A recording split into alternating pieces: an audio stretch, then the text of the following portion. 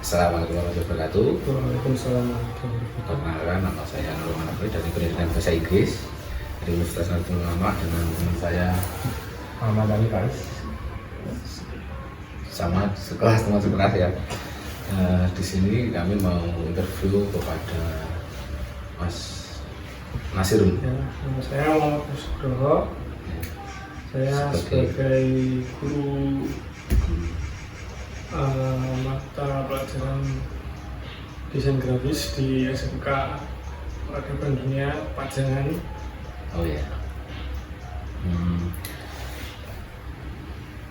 Tugas ini untuk memenuhi proyek interview untuk manajemen pendidikan. Jadi ada beberapa pertanyaan yang ingin kami tanyakan tentang manajemen pendidikan di SMK Peradaban Dunia ya. Ada di Pajangan. Untuk manajemen pendidikan di sana, misalnya kayak seperti manajemen sarana prasarana gimana Pak? Apakah sudah memadai atau gimana? Untuk sarana prasarana ya, karena SMK kami ini kan bisa dikatakan masih baru banget, mungkin sekitar tahun 2019-2020 itu. Terus juga baru ada 3 kelas atau ya 3 angkatan lah, kelas 10, 11, 12. Jadi untuk sarana prasarana masih bisa dibilang progresnya terus berlanjut. Ya setidaknya cukup untuk memberikan fasilitas yang memadai bagi siswa-siswi yang ada di SMK kami, dan juga sudah terkoordinir oleh bagian sarana prasarana tersendiri. Jadi bukan guru yang merangkap sebagai bagian sarana. Di sini kami mau interview kepada Mas Nasirun. Ya, nama saya Muhammad Nugroho. Saya sebagai guru mata pelajaran desain grafis di SMK Peradaban Dunia Pajangan. Oh ya. Tugas ini untuk memenuhi proyek interview untuk manajemen pendidikan. Jadi ada beberapa pertanyaan yang ingin kami tanyakan tentang manajemen pendidikan di SMK Peradaban Dunia ya. Ada di Pajangan. Untuk manajemen pendidikan di sana, misalnya kayak seperti manajemen sarana prasarana gimana Pak? Apakah sudah memadai atau gimana? Untuk sarana prasarana ya, karena SMK kami ini kan bisa dikatakan masih baru banget, mungkin sekitar tahun 2019-2020 itu. Terus juga baru ada 3 kelas atau ya 3 angkatan lah, kelas 10, 11, 12. Jadi untuk sarana prasarana masih bisa dibilang progresnya terus berlanjut. Ya setidaknya cukup untuk memberikan fasilitas yang memadai bagi siswa-siswi yang ada di SMK kami, dan juga sudah terkoordinir oleh bagian sarana prasarana tersendiri. Jadi bukan guru yang merangkap sebagai bagian sarana prasarana, tetapi memang sudah ada staf sekolah yang mengurusi sarana prasarana tersebut. Jadi untuk mata pelajaran desain grafis itu bisa untuk sarana-sarana Ya, betul, karena sarana prasarana ini mencakup semua lini dan divisi yang ada di sekolah, mulai dari mungkin kalau dari mata pelajaran saya desain grafis membutuhkan komputer dan lain-lain, itu sudah bagian sarana prasarana sudah mengkoordinasi laboratorium senyaman mungkin untuk memfasilitasi anak-anak, serta mungkin ada kamar mandi dan lain-lain, itu juga sudah. Untuk kalau kurikulum yang dipakai, untuk sementara ini kurikulum sudah menggunakan mengikuti yang ada ya, sudah kurikulum Merdeka, Lalu untuk mata pelajaran seperti yang desain grafis, saya ini kan termasuk kejuruan itu masih menggunakan modul PLK di tempat kami. Jadi kayak dan beberapa improvisasi dari pengalaman guru sendiri sih sebenarnya. Yang penting output yang dituju dari kurikulum kejuruan ini tercapai. Untuk selanjutnya menanyakan tentang manajemen sumber daya manusianya, yaitu tenaga pendidiknya dari gimana Mas? Untuk tenaga pendidik di SMK ini mungkin kalau mata pelajaran yang inti seperti matematika, bahasa Indonesia, dan bahasa Inggris dan lain sebagainya itu masih menggunakan dari luar Mas. Mungkin kenalan dari ketua yayasan atau kepala sekolah, lalu direkrut ke sekolah kami. Tapi untuk seperti yang kejuruan, mungkin bahasa Arab, terus desain grafis, terus seperti kejuruan-kejuruan multimedia lainnya itu masih alhamdulillah ada beberapa ya bukan alumni sih, mungkin teman-teman mahasiswa yang sudah lulus di sini terus mondoknya juga ngopasi di situ, ikut mengajar, membantu pondok. Tapi untuk yang arjen-arjen gitu seperti mata pelajaran yang inti itu dari orang luar. Dari tenaga yang profesional ya? Iya, dari. Misalnya nak SMK itu terkenal dengan bullying. Oh iya. Nah, di SMK ini jenengan itu apakah pernah melihat atau menyaksikan Bullying ya, mungkin kalau di SMK kami bisa dikatakan ada nggak ada sih, karena masih baru, jadi masih dikit peserta didiknya, terus juga jadi ya karena sedikit pun satu sama lain mereka lebih seperti teman akrab lah. Jadi untuk bullying mungkin 1-2 orang yang emang dari rumahnya mungkin dia pendiam atau gimana, cuman untuk sampai yang bully parah gitu nggak ada. Itu cuman kayak verbal ya gitu nggak ada, alhamdulillah. Ya mana-mana aja sejauh ini Mas. Terus untuk manajemen pembiayaan, jadi semacam kayak pembiayaan di situ itu gimana? Apa ada dana bos, terus dana dari kepesantrenan kayak emis gitu, atau itu ditunjang dari Kementerian Agama atau gimana? Sejauh ini mungkin kurang detail ya saya mengetahuinya, karena ya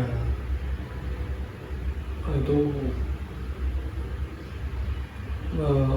yang mengurusi bagian administrasi, jadi kayaknya kurang tahu Mas. Mungkin sejauh ini ya masih dari yayasan sih. Dari yayasan ya? Tapi untuk biaya operasional apakah ada kayak semacam iuran kayak semacam SPP gitu untuk santri atau muridnya ada ya? Karena ini berbasis asrama juga ya Mas, untuk itu ada mungkin untuk bangunan serta uang makan juga, serta makannya anak-anak.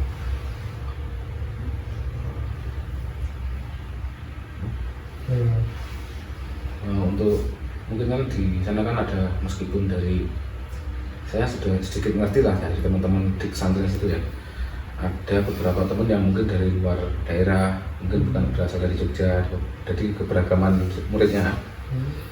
Apakah ada permasalahan yang terjadi di situ untuk pembelajaran, apa mengganggu pembelajaran gitu nggak, untuk komunikasinya atau gimana gitu? Mungkin di awal-awal dulu sempat menjadi hambatan, karena juga ada beberapa peserta didik yang berasal dari Sumatera gitu.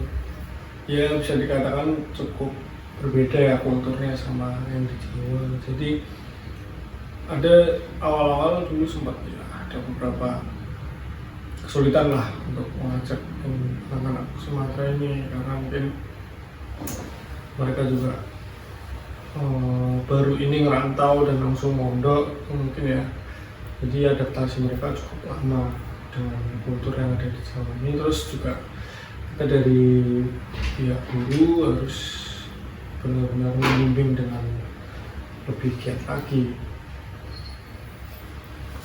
Untuk hambatannya Mas Arul ya, Bapak Arul waktu mengajar desain grafis itu biasanya apa? Dari beberapa murid yang beragam itu? Ya dari watak sih mungkin ya Mas. Orang Jawa ya slow saja, terus juga orang ini harus memberi arahannya ini harus sedikit ditegaskan karena ya perbedaan aja sih Mas. Ya cukup menghambat sih sebenarnya, cuman seiring berjalan waktu akhirnya bisa kita arahkan. Ketika perintah tugas atau perintah pekerjaan yang harus dikerjakan di kamar asrama itu lebih beda lah sama yang asli warga sekitar ya. Ini kan ada beberapa pertanyaan yang dari dosennya untuk ikut dipertanyakan. Jadi bagaimana sistem penerimaan sekolah menengah atas memastikan bahwa seleksi siswa tidak didasarkan pada faktor-faktor diskriminatif seperti latar belakang ekonomi atau status sosial. Jadi ada nggak kayak? Nggak ada sih sebetulnya, karena sebenarnya tidak banyak, karena basic pondok mungkin ya, terus juga dari awal berdirinya sekolah kami pun sempat menjadi sekolah yang semi gratis gitu lah Mas, untuk anak-anak yang ingin belajar di sekolah kami. SPP-nya itu malah untuk asramanya saja malah. Iya. Terus juga apa namanya, nggak ada sih kayak diskriminatif latar belakang sosial, ada, semua disamaratakan. Dari yang keluarga mampu atau kurang mampu tetap bersama. Pertanyaan kedua, apakah proses pendaftaran di sekolah menengah kejuruan mempertimbangkan keberagaman budaya, agama, dan etnis dalam memastikan keseimbangan yang sehat dan inklusif di antara siswa-siswi yang diterima? Terus apakah ada siswa inklusinya? Ini sebenarnya hampir sama ya kayak pertanyaan pertama tentang apa ya, perbedaan-perbedaan dan diskriminatif. Cuman untuk ya kalau agama sih udah pasti, karena tempat kami ya pondok orang Islam semua. Terus budaya ya nggak ada sih, nggak ada diskriminatif, semuanya masuk. Terus juga sebenarnya nggak ada kayak persyaratan kayak gini yang nggak perlu sih. Jadi kayak ya udah mau daftar ya monggo, di tempat kami untuk kami terima. Lebih perangan mungkin alhamdulillah belum ada sih yang kayak siswa-siswa inklusi, cuman meskipun ada tetap pasti diterima karena ya tetap diterima. Diupayakan. Tetap diupayakan sama pihak sekolah. Jadi dulu ada rencana kalau ada yang daftar siswa inklusi tetap diterima ini Mas? Tetap diterima, cuma kan kita lihat dulu kayaknya dia berkebutuhannya gimana. Kalau emang sesuatu yang pihak sekolah kurang bisa menangani ya Silakan ke buat lain. ngapunten dari sakit nampi.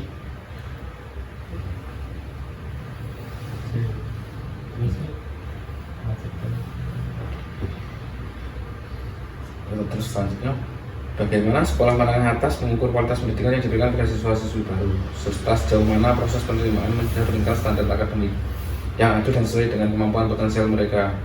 Jadi kan di situ kan kadang ada beberapa seperti semacam muridnya mempunyai potensi yang berbeda. Ada yang pintar di dunia desain, ada yang karena pesantren pintar di akademik agamanya. Gimana cara mengukur kualitas pendidikan? Oh ya, di SMA kami karena pondok pesantren ya, jadi di luar kegiatan belajar mengajar yang di sekolah itu mereka juga diberikan kayak beberapa opsi, bisa dikatakan ekskul lah. Dulu ada pramuka, terus mungkin yang tentang pondok itu ada tentang sorof, lalu tentang ada tahfidz juga, terus juga ada olahraga. Jadi mungkin dari situ pihak sekolah bisa menilai potensi masing-masing siswa, dan alhamdulillah juga sudah mulai kelihatan yang mahir di sini siapa, yang mahir di sini siapa. Jadi cukup tersaring lah Mas, cukup kelihatan potensi masing-masing siswa itu seperti apa. Jadi mempermudah guru untuk mengarahkan ke potensi mereka. Ya, kan di kejuruan yang mana. Yang pernah saya dengar kan, kebetulan saya juga pernah melihat di SMK ini kan, di situ jadwal pelajarannya kan cuma 4 jam ya, 4 jam untuk normal, kemudian dilanjut dengan kayak ekstrakurikuler. Yang Bapak maksud itu apakah itu memenuhi persyaratan dari dinas pendidikan atau mungkin dari gimana? Pasti apa ada pernah bermasalah dengan pihak-pihak terkait gitu?